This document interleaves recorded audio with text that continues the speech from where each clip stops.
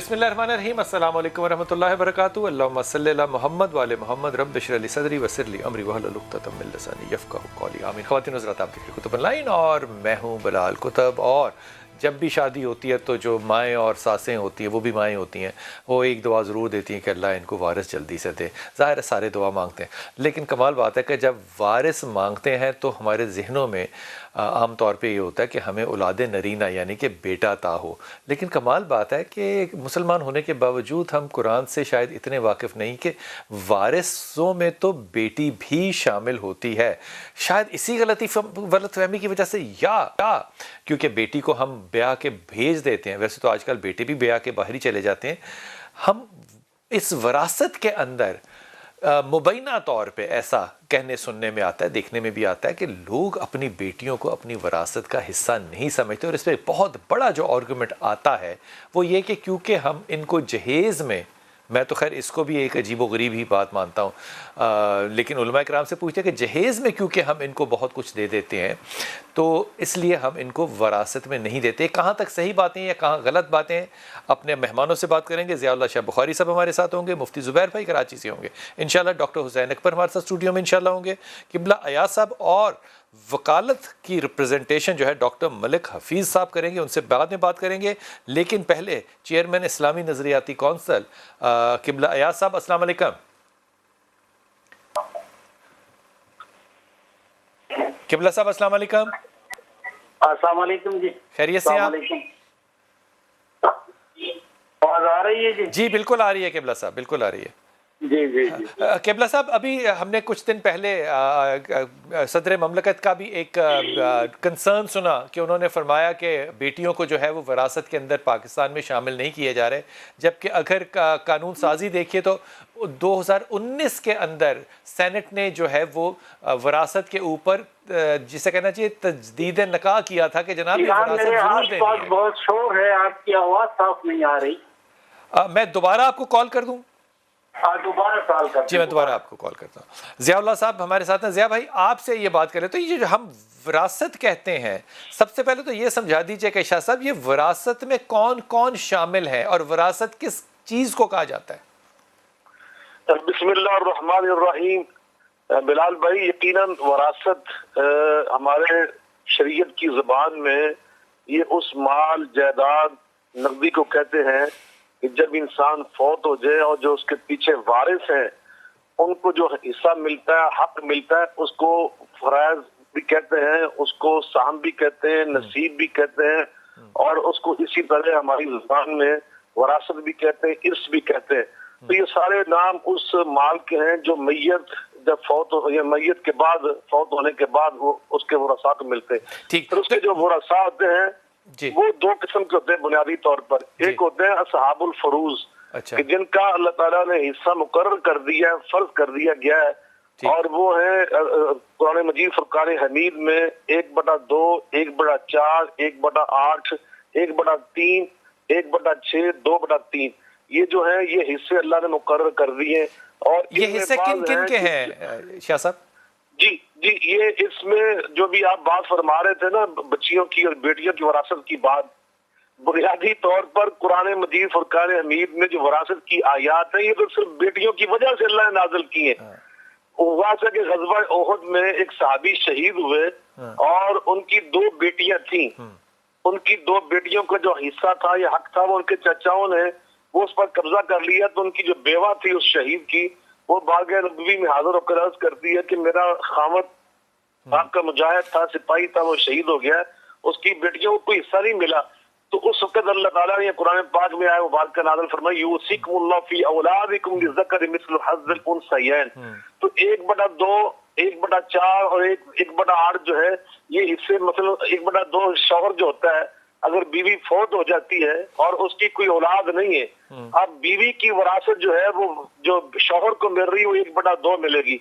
और इसी तरह अगर आधी यानी क्या मिलेगी? औलाद है जी, तो बाकी आधी किसको मिलेगी? बाकी जो उसके दीगर मतलब उसका बाप मौजूद है, उस फौत होने वाली का भाई मौजूद है, इस तरह के जो रिश्ते होते हैं वो एक अलग पूरी तफसील है। तो यानी खामद को 1/2 तब मिलेगा जब बीवी की औलाद नहीं है। ٹھیک۔ اور 1/4 خامد کو ملے گا اگر اس کی اولاد بھی ہے۔ اگر اولاد ہے تو اس میں بھی بیٹوں کو زیادہ اور بیٹیوں کو کم ملے گا؟ ہاں، اس صورت میں یہ ہے کہ جب بیٹے اور بیٹیاں ہوں برابر، یعنی بیٹیاں بھی ہیں اور بیٹے بھی ہیں، تو پھر وہاں اللہ تعالیٰ فرمایا فلاح، یعنی پھر وہ 1/2، ایک بیٹے کو اگر 1,00,000 روپیہ مل رہا ہے وراثت میں تو بیٹی کو پھر 50,000 روپے ملے گا۔ اس طرح وہ تقسیم ہوتی ہے۔ ٹھیک، اس کا مطلب یہ ہوا کہ باپ یا ماں دونوں کی جو جائیداد ہے وہ مرنے کے بعد بچوں کو اسی طرح تقسیم ہوگی کہ بیٹوں کو 2 گنی ملے گی، بیٹیوں کو اس سے آدھی ملے گی۔ آدھی ملے گی۔ لیکن یہاں میں ایک بات واضح کر دوں، لوگ یہ کہتے ہیں کہ اسلام نے خواتین کو آدھا حصہ دیا ہے، ہر جگہ پہ ایسا نہیں ہے۔ بعض حصے ایسے ہیں کہ جہاں پر مرد اور عورت بالکل برابر ہوتے ہیں۔ مثال کے طور پہ کوئی بندہ فوت ہو گیا، اس کی وراثت جو ہے اس میں اس کا باپ بھی زندہ تھا، ماں بھی زندہ تھی، تو یہاں ماں اور باپ دونوں کو 1/6 ملنا ہے۔ دونوں یعنی مذکر اور مؤنث، یہ باپ اور ماں دونوں کا حصہ برابر ہے۔ اور اسی طرح ایک ایسا مقام بھی آتا ہے کہ جہاں پر مرد کا حصہ کم ہے، عورت کا حصہ زیادہ ہے۔ وہ کیسے؟ ایک انسان فوت ہوا، اس نے ایک بیٹی چھوڑی، باپ چھوڑا، اب باپ کو 1/6 ملنا ہے جبکہ بیٹی کو 1/2 ملنا ہے، یعنی بیٹی کا حصہ بہت زیادہ اس کے دادا سے۔ تو اس وقت یعنی یہاں پر عورت کو اللہ تعالیٰ نے بہت زیادہ حصہ دیا ہے، تو اس لیے ہر حصے میں اللہ نے حکمت رکھی ہوئی ہے۔ لیکن جب بیٹے اور بیٹیاں ہوں تو اس موقع پر بیٹی کو آدھا ملے گا اور بیٹے کو پورا ملے گا۔ ٹھیک ہو گیا، یہ ہو گیا، سب ہو گیا۔ شاہ صاحب یہ فرمائیے کہ مثال کے طور پہ جیسے آپ نے صحابی کی مثال دی، اب صحابی، میں قبلہ یاز صاحب ہیں، پہلے ان سے بات کروں۔ قبلہ صاحب آپ کو آواز آ رہی ہے؟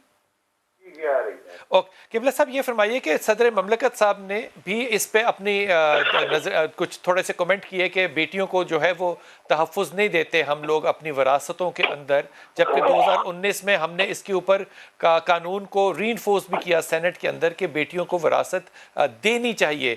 تو یہ قانون کی کمزوری ہے آپ کو لگتا ہے، یا اسلامی نظریات سے عوام کو یا حکومت کو سمجھا نہیں سکی کہ اس کو امپلیمنٹ کیسے کرنا ہے؟ بالکل آپ نے بہت اچھا سوال پیش کیا۔ یہ ہمارا ایک معاشرتی مسئلہ ہے اور اس کی ایک تاریخیت ہے کہ ہم خواتین کو، ہماری سوسائٹی میسوجنسٹ ہے، ہم خواتین کو کمتر سمجھتے ہیں۔ اس وجہ سے بہنوں کو، بیٹیوں کو جائز جو قرآنی حق ہے میراث کا اس سے محروم رکھتے ہیں اور ہیلے بہانے کرتے ہیں۔ اور اس میں ایسے لوگ بھی شامل ہیں جو ظاہری انداز میں تو بہت ریلیجس ہوتے ہیں، لیکن جب بیٹی یا بہن کا حق آتا ہے تو مختلف طریقوں سے، ہیلوں سے ان کو محروم کر دیتے ہیں۔ تو اسلامی نظریاتی کونسل نے اس مسئلے کو تو اٹھایا ہے اور شعور بیدار کرنے کی کوشش کی ہے۔ ہم نے انسانی حقوق کی وزارت جو ہے ان کے ساتھ باقاعدہ ایک ابلاغی مہم بھی شروع کی تھی۔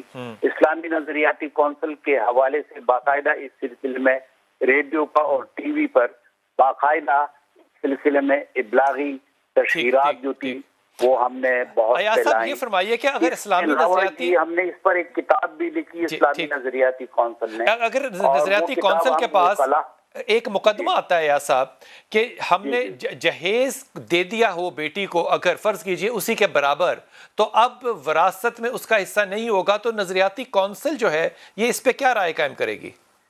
وہ تو ہم نے باقاعدہ ہماری رپورٹس آپ دیکھیں تو اس مسئلے میں ہم بالکل کلیئر ہیں، اور یہ ہے کہ میراث کا جو حق ہے وہ قرآن پاک میں بہت تفصیل کے ساتھ ذکر کیا گیا ہے، تو اس کے لیے کوئی بھی ہیلا بہانہ جو ہے یہ استعمال نہیں کیا جا سکتا۔ اور یہ حق جو ہے یہ اس میں اس حد تک ہے کہ یہ اضطراری ہے، اختیاری نہیں ہے۔ مثلا جس بندے کا حق ہے میراث کا وہ معاف بھی نہیں کر سکتا، وہ پہلے وہ حق لے گا، اس کے بعد پھر وہ اگر ہبہ کرے تو یہ آپ نے بڑی اچھی بات کی ہے صاحب، آپ کیونکہ دنیا جہان میں یہی ایک تصور ہے کہ بہنیں عام طور پہ معاف کر دیتی ہیں یا ماں معاف کر دیتی ہے۔ آپ فرما رہے ہیں کہ معاف نہیں ہو سکتا جب تک کہ وہ اس کو لے کر اپنا مال نہ بنا لے اور پھر اس کو ہدیہ کرے۔ اضطراری ہے، یہ بڑی کمال بات ہے۔ یہ بنیادی طور پہ میرے خیال میں اس کو پروموٹ بھی کرنا چاہیے کیونکہ یہ لوگوں کے ذہن میں نہیں ہے بالکل بات، اور مجھے یہ پہلی دفعہ یہ بات، ہم نے تو اسلامی نظریاتی کونسل نے تو اس کو بہت کلیئر کہہ دیا ہے، اور ابھی जो कुछ मसाइल कुछ महीने पहले आए थे, तो कौंसिल की तरफ से इस पे बहुत ही वाज़ेह राय आई थी। ठीक, अच्छा, ये जो विरासत को हम तकसीम करते हैं इस्लामी कानून में ऐसा, ये हम तोहफे के तौर रहे होते हैं, या इसके ऊपर भी आपके ख्याल में जो टैक्सेस हैं, मिसाल के तौर पे रजिस्ट्री का जो टैक्स है या ये टैक्सेस हैं, इनको लागू करना उस विरासत पे कहाँ तक इस्लामी या गैर इस्लामी होगा? अब ये तो जुजियात हैं, जुजियात के लिए तो अगर कोई सवाल आ जाए तो हम अपने रिसर्च विंग के पास जाते हैं जी। और तकरीबन उलमाए किराम ने ये तमाम सूरतें जो हैं बयान की हैं जी। मुझे इस वक्त मुस्तहज़र नहीं है, लेकिन अगर कोई ऐसा सवाल आ जाए तो हमारा रिसर्च विंग या आपके पास इस वक्त हमारे बहुत ही मुअज़्ज़ज़ रुकन ज़ियाउल्लाह शाह साहब मौजूद हैं कि जो मीरास के मसले पे बहुत दरक रखते हैं, वो शायद इसका बेहतर जवाब दे। बहुत शुक्रिया। आपके ख्याल में इसको कानून साजी को बेहतर बनाने के लिए हुकूमत का या काउंसिल का कोई इस वक्त कोई प्लान है मुस्तकबिल में? हम तो शऊरी हवाले से हमने बड़ी कोशिश की है और हमारी कोशिशें अब भी जारी हैं, और हम ये किताब जो है मीरास पे जो हमने लिखी है ये अदालतों में और वकला के दरमियान हम तकसीम कर रहे हैं ताकि एक उमूमी आगाही हो जाए। लेकिन अगर इस सिलसिले में कोई कानून आ जाए और कानून में कोई ऐसी सूरत बनाई जाए कि जो जिस तरीके से हम ख्वातीन को जायज आईनी कानूनी और शरई हक से महरूम कर रहे हैं, उसके लिए कोई सजा भी तजवीज़ हो तो ये बहुत अच्छी बात। बहुत शुक्रिया, बहुत शुक्रिया। मेरे साथ हफीज साहब हैं, डॉक्टर मलिक हफीज साहब। हफीज साहब, जैसे अयाज साहब फरमा रहे हैं कि हमने तो किताब भी छाप दी और हम चाहते हैं कि वो किताब जो है वो अदालतों में भी पेश हो या शायद होती हो और उससे रहनुमाई ली जाए विरासतों के लिए। कितनी आसानी या मुश्किल आपको नज़र आती है अदालतों में, या किस तरह के मुकदमे आते हैं इस विरासत की तकसीम का जब वक्त आता है?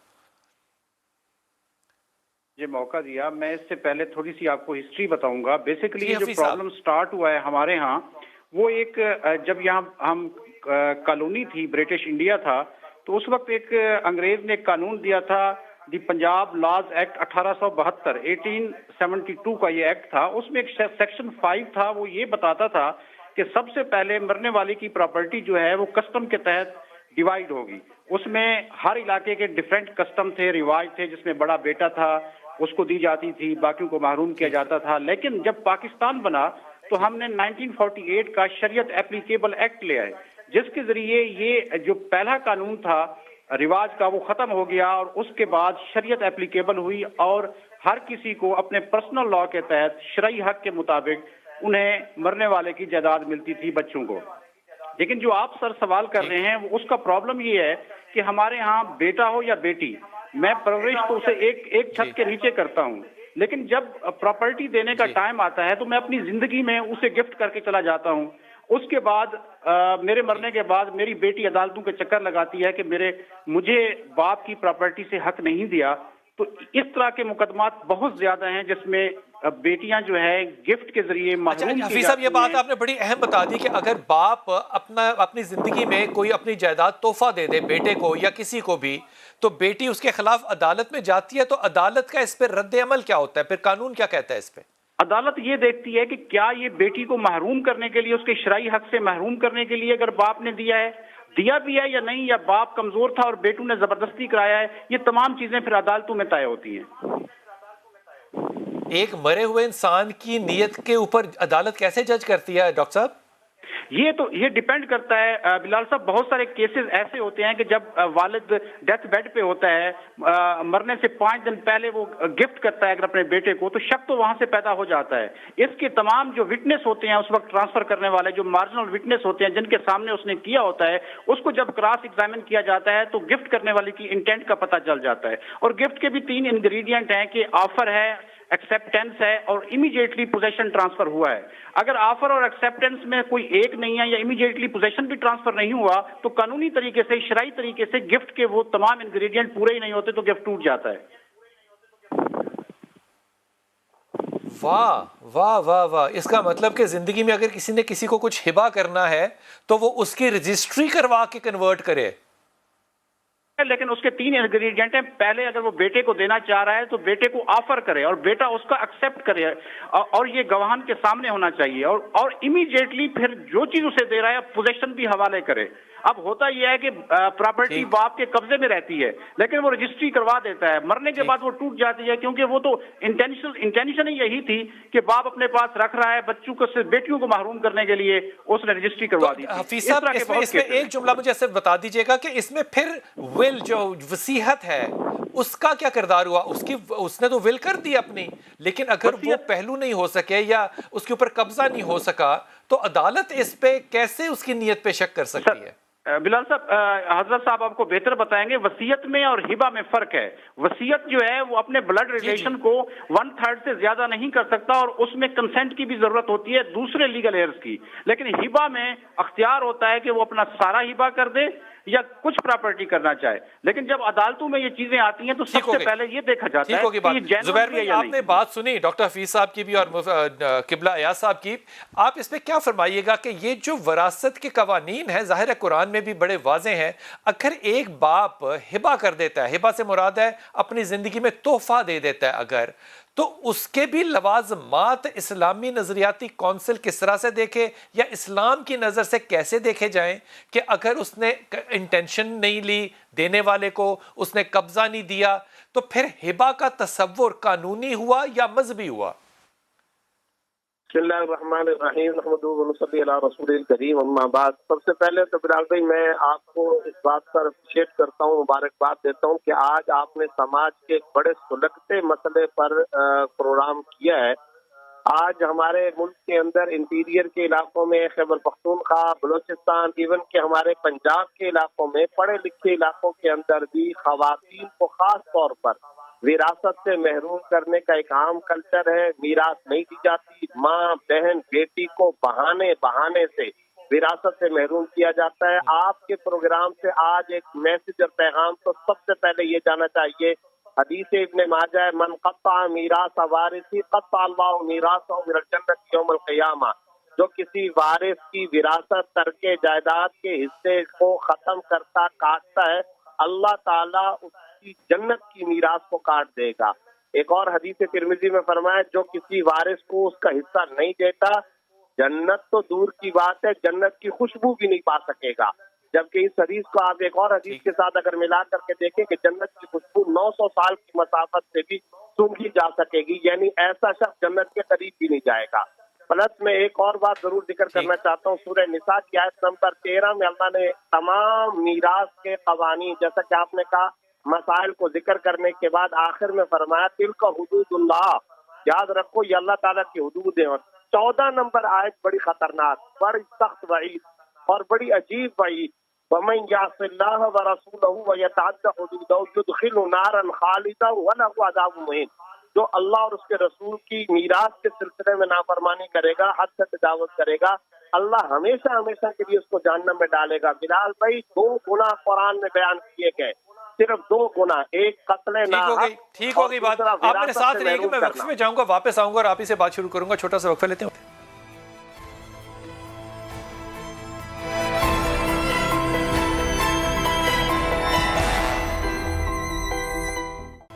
بسم اللہ الرحمن الرحیم. معاملہ ڈسکس ہو رہا ہے وراثت کا اور اس کے مختلف پہلوؤں کا. ظاہر ہے یہ مذہبی مسئلہ تو اپنی جگہ پہ ہے, یہ مذہبی مسئلہ تو نہیں کہنا چاہیے, مذہبی اس پہ انسٹرکشن اپنی جگہ پہ, لیکن اس ساری چیزوں کو عوام الناس سمجھتی کتنا ہے سچے دل سے اور پھر اس کے اوپر عمل کتنا کرتی ہے, یہ وہ موضوع ہیں جن کو کہ میں کلیئر کرنا چاہ رہا ہوں آج اپنے سب مہمانوں کے ساتھ. ضیاء اللہ صاحب بخاری صاحب, فرض کیجئے کہ ایک والد کی اولاد ہے, ایک بیٹا ہے اس کا, اور وہ اس کی زندگی میں انتقال کر گیا, تو اب اس کا آگے بیٹا ہے. اب جب والد کی یعنی کہ دادا کی وراثت تقسیم ہوگی تو کیا اس کے بچے کو بیٹا ہی سمجھا جائے گا یا نہیں؟ دیکھیے, اس میں پہلی بات یہ ہے کہ جو بنیادی ہماری شرائط ہے وراثت کی تقسیم کی, ان میں ایک اہم بنیادی شرط یہ ہے کہ جس کی وراثت ہے وہ پہلے فوت ہو. جی. اب یہ جو لڑکا فوت ہو چکا ہے, جس کا آگے بیٹا ہے, یتیم پوتا ہے اس بندے کا, جی, تو وہ دادا بعد میں فوت ہو رہا ہے اور اس کا جو بیٹا وہ اس کی زندگی میں فوت ہوا ہے جی تو یہ جو دادا تھا نا، یہ جو باپ، یہ اپنے اس بیٹے کا وارث بنا تھا. تو اس لیے جو پوتا ہے وہ محجوب ہوتا ہے ہماری اصطلاح میں، کہ وہ منع کر دیا جاتا ہے کیونکہ اس کے بیٹے دوسرے زندہ ہے. البتہ یہاں پر ایک اسلام نے اس پوتے کی استحقاق کو بڑے اچھے انداز سے محفوظ کیا. وہ کیا ہے کہ دادے کے حق حاصل ہوتا ہے کہ وہ اپنی زندگی میں تربیت کر سکتا ہے اور وہ اپنی زندگی میں دے بھی سکتا ہے. تو اس کا یہ کام ہے کہ وہ اپنے اس یتیم پوتے کو وہ اپنی زندگی میں وہ گفٹ بھی کر سکتا ہے، تحفہ بھی دے سکتا ہے، اور وہ اس کے لیے وصیت بھی کر سکتا ہے کہ میرے مال میں سے، میری جائیداد میں سے میرے یتیم پوتے کو اتنا حصہ دیا جائے. کیونکہ وارث جو ہوتا ہے اس کے لیے وہ بندہ وصیت نہیں کر سکتا. لا وصیت وارث میں یہ پاک ہے کہ جس نے وارث بننا ہوتا ہے اس کے لیے وصیت نہیں کی جا سکتی. تو اس لیے چونکہ یہ وارث نہیں بننا تھا پوتا، یتیم پوتا، اس لیے اس کے لیے اس کا دادا وصیت کر سکتا ہے، اور وصیت کی شکل میں یا اپنی زندگی میں گفٹ دے دینے کی شکل میں اس کا جو حق ہے یا اس کا جو نصیب اس کو دینا چاہ رہا تھا وہ زیادہ محفوظ ہو جاتا ہے، وہ زیادہ قانونی پوزیشن اختیار کر لیتا ہے. کیونکہ اگر وہ وارث سے ہوتا تو اس کے چاچا اور تایا جو زندہ تھے وہ طاقتور ہوتے ہیں، وہ اس وقت بڑی عمر میں ہوتے ہیں. یہ یتیم ہوتا ہے، چھوٹی عمر میں ہوتا ہے، کم سن ہوتا ہے، تو یہ بعض اوقات اپنے حقوق کی نگہداشت نہیں کر سکتا، یہ حق لے نہیں سکتا. تو اس لیے اسلام نے یہ راستہ کھلا ہوا ہے کہ دادا اپنی زندگی میں بطور وصیت اس کے لیے وصیت کر جائے کہ میری جائیداد میں سے میرے یتیم پوتے کو اتنا حصہ دے دیا جائے، اور دوسروں اپنی زندگی میں اس کو گفٹ بھی کر سکتا ہے. دونوں کر سکتا ہے. زیاد صاحب بہت شکریہ، آپ نے بڑی واضح بات کر دی، اور ایک بڑا ہی اہم موضوع کہ پوتا پوتی کو بھی عام طور پہ لوگ جو ہیں وہ نہیں دیتے، وہ دے سکتے ہیں اگر ان کی نیت ٹھیک ہو. مفتی صاحب آپ میرے ساتھ ہیں. مفتی زبیر بھائی یہ فرمائیے کہ جہیز دیا جاتا ہے، میں ذاتی طور پہ نہیں سمجھتا کہ جہیز کا کوئی اسلامی پہلو ہے، آپ کی رائے مختلف ہو سکتی ہے، لیکن اگر ایک باپ یا کوئی وارث جو ہے وہ یہ کہے کہ میں نے اپنی زندگی میں جو آپ کو دے دیا ہے، میرے مرنے کے بعد اس کو وراثت کا میرا حصہ سمجھتے ہوئے یہ میں نے آپ کو دے دیا ہے، کیا یہ چیزیں ممکن ہیں؟ یہ بہت اہم بات کی طرف آپ نے متوجہ کیا. جب ہم اپنی کسی ماں، بہن، بیٹی کو میراث سے محروم کرنا چاہتے ہیں تو ان بہانوں میں سے ایک بہانہ یہ بھی ہوتا ہے. بالکل. بیٹی کو جہیز دے دیا جاتا ہے، شادی بیاہ پہ خرچہ کیا جاتا ہے، اور پھر بعد میں کہا جاتا ہے کہ اب بیٹی کا اس گھر سے کسی قسم کا کوئی تعلق نہیں رہا. باپ کے مرنے کے بعد سارے کا سارا مال بیٹوں میں جائے گا، دیگر وارثوں میں جائے گا، بیٹی کو نہیں ملے گا. باپ مر گیا، اب بیٹی وراثت کا مطالبہ کرتی ہے تو سارے بھائی بیک زبان ہو کر کے یہ کہتے ہیں تمہیں اتنا سارا جہیز تو دیا تھا، تمہاری شادی پر یہ خرچہ تو کیا تھا، کنٹینر بھر کے تم کو ساز و سامان دیا تھا، کپڑے دیے تھے، کراکری کا ساز و سامان دیا تھا، زیور دیا تھا، خرچہ اتنا کر دیا تھا.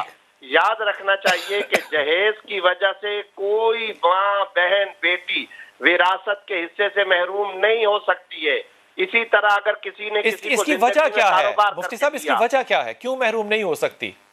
وجہ کیا ہے؟ یہ کہ آپ کو معلوم ہے کہ کسی کی بھی وراثت دوسرے کی طرف ٹرانسفر اسی وقت ہوتی ہے جب وہ مرے گا. جب تک وہ زندہ ہے تو دوسرے کی طرف اس کا مال ٹرانسفر یہ ہوئی نا بات. بالکل، وراثت بنے گی مرنے کے بعد. زندگی میں تو وراثت تقسیم نہیں ہوتی ہے، کسی کی زندگی میں کسی کی وراثت تقسیم نہیں ہوتی. تم نے اپنی بیٹی کو جو کچھ زندگی میں دیا تھا وہ ہبہ تھا، گفٹ تھا، تحفہ تھا، وہ آپ کی طرف سے تبرع تھا. زیادہ سے زیادہ ہم اگر بہت شریفانہ لفظ استعمال کریں، آپ نے احسان کر دیا تھا، لیکن وراثت مرنے کے بعد تقسیم ہو گئی. میرے ساتھ رہے گا، آپ نے بڑی خوبصورت بات کی. السلام علیکم سر. حضور اقدس، کیا کسی مسلکوں میں کوئی وراثت کی تقسیم کا فرق ہے؟ دیکھیے، جہاں تک قرآنی احکام واضحات میں سے اس میں تو کوئی اختلاف نہیں ہے. جس طرح مثلا ابھی یہ بات آ رہی ہے، میراث کا لفظ سادے کی اس وقت آئے گا کہ جب وہ شخص ہے وہ مر جائے. زندگی میں وہ جتنا بھی کسی کو دے دے، جتنا بھی دے دے، مثال کے طور وہ سارا مال اٹھا کے بیٹے کسی کو دیتا ہے، اس کے پاس ایک دھیلا بھی نہیں ہے، تو وراثت اس دھیلے کی ہوگی جو ہے. اب خدا کرتا ہے کہ اسی ایک دھیلے میں اتنی برکت پیدا ہو جائے کہ وہ پھر کھرپتی ہو جائے. جی، جب وہ پھر مر رہا ہے اس کے پاس اتنی بڑی پراپرٹی، تو وہ کون؟ وراثت موت کے بعد ہے، زندگی میں وہ ہبہ کر سکتا ہے، زندگی میں مطلب تحفہ دے سکتا ہے. جی ہاں، تحفہ دے سکتا ہے. کوئی لمٹ ہے کتنے دے سکتے؟ نہیں، اس میں کوئی لمٹ نہیں، اس میں وہ آزاد ہے. ایک چیز، دوسری بات یہ ہے کہ جو تحفہ دے رہا ہے ہبے کی صورت میں وہ تو اس کی ملکیت ہوگی، جس فرد واحد کو دے دیا یا کسی ادارے کو دے دیا یا مثال کے طور پر کسی چند افراد اس کے لیے شرعی طور پہ کوئی قانون ہے کہ اس میں گواہ ہو کہ یہ دے دیا ہے؟ ہاں، اس میں باقاعدہ شرعی طور پر یہ ضروری ہے کہ گواہ بھی موجود ہوں اور ان کے سامنے وہ باقاعدہ شرعی طور پر اس بات کا اعلان و اعتراف بھی کرے، اور اعلان و اعتراف کے بعد کہ میں یہ پراپرٹی فلاں شخص کو ہبہ کر رہا ہوں، اور ہبہ کا یہ اعلان جو ہے کافی نہیں ہے جب تک اس کی زندگی میں اس کا مالک اور اس پر قبضہ نہ لے لے، تب تک نہیں ہے، تب تک نہیں۔ قبضہ دینا بھی ضروری ہے، اگر قبضہ نہیں دیا اس کی موت واقع تو ہو وہ گئی اس ہے کی ہبہ نہیں ہوئی، ہبہ نہیں ہوئی۔ میں وقفہ لوں گا، واپس آؤں گا اور آ کے سوال اپنے علماء سے پوچھوں گا کہ اگر کوئی وصیحت کرتا ہے، ول کرتا ہے، اور وہ ول جو ہے، وصیحت جو ہے، وہ جو بانٹنے والی چیزیں ہیں اس کے مطابق نہیں جو قرآن میں ہیں، تو پھر جو وصیحت ہے اس کی اہمیت کیا ہوگی؟ وقفہ لیجیے، واپس آتے ہیں۔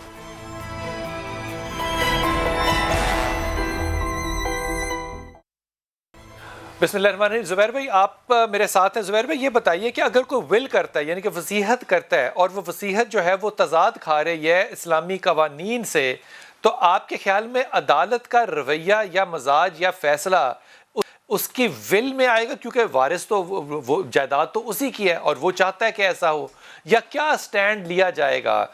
کیا صورتحال پیدا ہوگی؟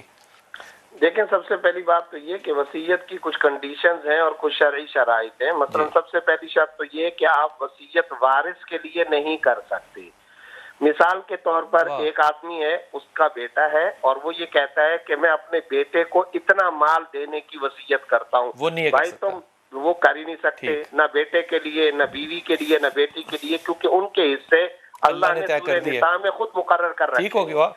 لا وصیت لوارث، وارث کے لیے وصیت نہیں۔ دوسری کنڈیشن یہ کہ 1/3، 1/3 سے زیادہ کی آپ وصیت نہیں کر سکتے۔ اب اگر وہ آدمی 1/3 سے زیادہ کی وصیت کرے گا تو وہ نافذ العمل نہیں ہے، شرعاً اس کے اوپر عمل نہیں کیا جائے گا، وہ معتبر نہیں ہے۔ اسی طریقے سے ضیاء اللہ شاہ صاحب نے ایک بات کہی تھی، اور بہت اہم بات ہے، کہ وصیت کے بارے میں کچھ ایسے قرائن بھی دیکھے جائیں گے کہ کیا کسی وارث کو محروم کرنے کے لیے اس نے کوئی وصیت تو نہیں کی۔ مثال کے طور پہ مرض الموت کے اندر ہے اور مرنے کا وقت آ رہا ہے، اس سے چند لمحے پہلے وہ وصیت کرتا ہے، مرض کی انتہا پر ہے، اور وہ کہتا ہے فلاں کو اتنا مال دے دو۔ اس کا مطلب یہ ہوا کہ یہ اپنے عام نارمل حالات اور زندگی کے اندر تو نہیں دینا چاہ رہا تھا، اب جب یہ کر رہا ہے تو اس میں اس بات کا خطرہ اور امکان موجود ہے کہ کہیں وارث کو میراث سے محروم کرنے کی غرض اور نیت سے تو یہ کام نہیں کر رہا۔ اس طرح کے سارے معاملات کو دیکھے جائیں گے، اگر یہ درست ہوں گے تب وصیت پر عمل ہوگا۔ ٹھیک ہو گیا۔ اچھا یہ بتائیے، اس کا مطلب یہ جو اخبار ہمارے بھرے پڑے ہوتے ہیں آق نامے سے، یعنی کہ آق نامہ مطلب ہے کہ میں نے اس سے اپنا کوئی بھی تعلق چھوڑ دیا، لا تعلق ہو گیا میں اپنے بیٹے سے یا بیٹی سے، تو پھر یہ آق ناموں کے جو اشتہار ہوتے ہیں، پھر ان کی کیا قیمت، ان کی کیا ویلیو ہوگی؟ سب فضول اور بیکار، آق نامے کی کوئی حیثیت نہیں ہے، نہ اس سے کوئی محروم ہے، بیکار کی باتیں ہیں۔ اور یاد رکھیے شرعی طور پر میراث کے بارے میں کہا گیا الارث جبری لا یسقط بالاسقاط، یہ غیر اختیاری حق ہے، جبری حق ہے، کسی کے ساقط کرنے سے ساقط ہوتا ہی نہیں ہے۔ زبیر بھائی یہ بتائیے کہ آپ کسی کی وراثت میں حکومت کا حصہ تو نہیں ہو سکتا نا؟ حکومت کا یہ حصہ ضرور ہے کہ اگر کوئی ماں بہن بیٹی کو محروم کر رہا ہو تو حکومت ڈنڈا اٹھائے۔ ٹھیک ہے، تو پھر وراثت کی ٹرانسفر پہ حکومت جو ٹیکس لیتی ہے یہ بھی تو وراثت میں سے لے رہی ہے نا؟ وراثت میں سے حکومت کے لیے ٹیکس لینا جائز نہیں ہے، وہ تمام وارثوں کا شرعی حق ہے، ہر ایک کو جب اس کا حصہ مل جائے پھر کسی اور عنوان سے اگر وہ لینا چاہے اس کے حصے سے تو لے سکتے ہیں، میراث سے کسی کا ٹیکس لینا جائز نہیں ہے۔ بہت ہی زیادہ خوبصورت بات کر دی مفتی بھائی آپ نے، زبیر بھائی کمال بات کر دی ہے، بہت شکریہ آپ کا۔ سورہ اقتص یہ فرمائیے کہ یہ میرا خیال ہے، یہ میرا گمان ہے، اگر میں اپنی بدگمانی ہے تو مجھے ٹھیک کر دیجئے، کہ اہل تشیع کے اندر جو زمین ہے وہ خاتون کو وراثت نہیں کی جاتی، یہ کیا بات درست ہے؟ اس میں مختلف نظریات تھے۔ ایک نظریات یہ تھا کہ جو زمین جو تھی وہ اس کی وارث نہیں بنتی تھی بیوہ، اس کے اوپر جو پراپرٹی تھی، اس میں کھیت ہیں، اس میں باغات ہیں، اس میں نباتات ہیں، اس کے اوپر مٹیریل ہے، اس کی وارث بنتی تھی۔ لیکن ایک گروہ ہمارا یہ تھا کہ جو کہہ سکنی پراپرٹی جو زمین وغیرہ غیر منقولہ جائیداد اس کی بھی وارث بنتی، غیر منقولہ جسے نہیں اٹھایا جا سکتا، جسے انموویبل کہتے ہیں، انموویبل ہے۔ تو ابھی ایرانی پارلیمنٹ نے بھی اس پہ قانون سازی کر دی اور پاکستانی پارلیمنٹ اور سینٹ نے بھی اس پہ باقاعدہ ہماری ہی ڈیمانڈ پہ قانون سازی کر دی ہے کہ جو زمین ہے اس کی جو وقت تقسیم جو قیمت ہے جب آپ بانٹ رہے ہو وراثت کو تو اس کی جو قیمت ہے اس کا اگر 1/4 یا 1/8 جو بھی کیفیت ہوگی اولاد نہ ہونے کی صورت میں اس میں بیوہ جو اس کی وارث بنے گی، لیکن قیمتاً ہاں جی اس کی پرائس میں ایک چیز اس میں پھر بھی آزاد چھوڑ دی گئی ہے، کیونکہ ہمارے ہاں مختلف فقہا کے لوگ تقلید کرتے ہیں اور بعض فقہا اس نظریے کے قائل نہیں ہیں، تو وہ اگر وہ شخص اس کا یہ وارث اس کی مقلدہ ہے اور اس کے فتویٰ پر عمل کرتی ہے تو پھر اس کے لیے وہ لاگو ہوگا، یہ اس کو اجازت دے دی گئی۔ پہلے یہ قانون نہیں تھا، باقاعدہ قانون بن گیا ہے، اب قانونی طور پر ان کو حصہ ملے گا۔ اسی طرح بیٹیوں کو تو حق ہے ہی سی، واضح قرآن کا حق موجود ہے۔ ہبہ جو ہے ایک الگ چیز ہے، میراث الگ چیز ہے۔ ہبہ جیسے کہ پہلے عرض کر چکوں، اس نے اگر ہبہ کر دی ہے اس میں قبضہ بھی ہونا چاہیے، قبضہ وہ سارے اس کی شرعیت نیت بھی ہو، قبضہ بھی ہو، اعلان بھی ہو، کس نے یہ قبضہ لے لیا وہ مالک ٹھیک ہے۔ اب اس کے ساتھ مرنے والے کا کوئی تعلق واسطہ نہیں رہا، اب مرنے والے کے پاس جو پراپرٹی بچے گی اس میں بھی وہ حصے دار بنے گی اپنے حساب سے۔ ہبہ کے بعد یہ نہیں کہا جا سکتا کہ وراثت نہیں ملے گی کیونکہ تمہیں ہبہ کر دیا گیا، نہیں وہ نہیں، ہبہ اپنی جگہ پہ ایک الگ چیز ہے، اس نے گفٹ کر دی، ختم ہو گیا معاملہ، اب اس کا تو کوئی اس کے پراپرٹی کے ساتھ تعلق ہی نہیں رہا جی۔ تو لہٰذا یہ دو چیزیں الگ الگ ہیں، تو ایک تو یہ ہے۔ دوسری بات یہ ہے کہ یہ بسا اوقات بہنوں نے جی معاف کر دیا، فلاں نے معاف کر دیا، فلاں نے معاف کر دیا، نہیں معاف کر دیا نہیں کر دیا، سوال یہ ہے کہ معافی تب ہونا کہ اس کی پہلے ملکیت میں دیں، اس کو قبضہ دیں کہ جناب یہ آپ کا حصہ بنتا ہے، وہ ہبہ کر دے آگے، پھر اس کی مرضی، اس کی مرضی دے دو، وہ مالک ہے۔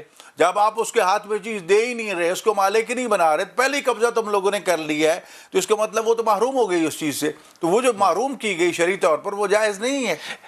ٹھیک لہٰذا اس کو اس کا حق جو ہر صورت میں ملنا چاہیے، اس کے بعد وہ آزاد ہے، پھر اس پر اس کے احکام لاگو ہوتے ہیں، اگر وہ مستطیع ہو جاتی ہے راج واجب ہو جاتا ہے، اس پر نصاب پور ہو جاتا ہے، زکوٰۃ ہو جاتی ہے، خمس ہو جاتا ہے۔ شاہ صاحب اگر کسی کی بیٹیاں ہی ہیں، صرف بیٹا ہے ہی نہیں، تو پھر بیٹوں کی وراثت بیٹیوں میں ٹرانسفر ہوگی یا بیٹیوں کو صرف اتنا ہی ملے گا؟ نہیں، اب بیٹا جب ہے ہی نہیں، ہے ہی اولاد، تو سارا حصہ بیٹیوں کو ملے گا، سارا حصہ بیٹیوں کو ملے گا۔ اس پہ وہ آدھے والی بات نہیں لگے گی؟ نہیں، یہاں آدھے والی پھر بات نہیں، اس کا قانون وہی ہوگا، یعنی آدھا حصہ ان کو ملے گا، باقی آدھا کیونکہ اور کوئی وارث نہیں ہے اس لیے وہ بھی انہی کو ٹرانسفر کر دیا جائے گا، بیٹوں والا جو ہے۔ میں صحیح سمجھا یہ بات؟ یعنی بیٹوں نہیں، دوسرے وارث بھی میں مثال کے طور پہ کہ اگر 1 لاکھ روپیہ تھا وراثت میں تو بیٹے ہیں ہی نہیں، قرآن نے کہا للذکر مثل حظ الانثیین، جی بیٹے کو 2 برابر ملے گا بچیوں کے۔ اب سوال یہ ہے کہ بیٹا ہے ہی نہیں، اب سارا کے سارا وارث جو ہے کوئی بیٹیاں ہیں، تو لہٰذا وہ حصہ بیٹیوں کو ہی ملے گا، البتہ اس کے الفاظ تبدیل کر رہے ہیں ہم، ایک وقت آدھا حصہ اس حساب سے دے رہے ہیں، باقی آدھا بچ رہا ہے، کوئی نہیں اس کا وارث سوائے ان کے، تو لہٰذا وہ بھی ان کی طرف رد کر دیا گیا، انہیں کی طرف پلٹا دیا گیا، تو گویا کہ پوری پلٹی جو باقی بیٹیوں میں جائے گی۔ اگر 1 لاکھ روپیہ وراثت ہے تو عام طور پہ اگر بیٹا ہوتا تو 50,000 بیٹے کو ملتا، 25,000 بیٹیوں کو ملتا، اس صورت میں 50,000 بھی 25,000 کی صورت میں بیٹیوں کو ہی ملے گا، انہیں کو ملے، کسی اور کو اس پہ کوئی اختلاف نہیں، اس میں کوئی اختلاف نہیں۔ اچھا، کوئی آنکھ ہونے کا کوئی آپ کے یہاں کوئی مختلف طریقہ ہے؟ آنکھ کا بھی کوئی صورتحال نہیں، آنکھ میں صرف یہ ہے کہ وہ نافرمان گناہگار ہے، خدا کے ہم وہ مجرم ٹھہرے گا، لیکن میراث سے وہ محروم نہیں کیا جائے، پھر بھی نہیں ہوگا، نہ محروم نہیں ہوگا میراث سے، پھر بھی نہیں۔ یہ ہو سکتا ہے ہم اس کے قول و فعل کے ذمہ دار نہیں ہیں، وہ ویسے بالغ عاقل ہے تو وہ خود ذمہ دار ہے، لیکن وراثت پھر بھی اس کو، لیکن وراثت جو اس کو۔ بہت شکریہ، بڑا اہم موضوع ہے، لیکن سمجھنا ظاہر ہے کہ میتھمیٹیکل سی بات ہے، لیکن ایک بات بڑی واضح ہو گئی کہ وہ تمام لوگ جو آج محنتیں کر کے اپنے بینک بیلنس اور پنامے بنا رہے ہیں، بنیادی طور پہ وہ اپنے لیے نہیں، مر کے چھوڑنے کے لیے بنا رہے ہیں، اگر تب بھی انصاف نہ ہوا پھر کہاں جائیں گے؟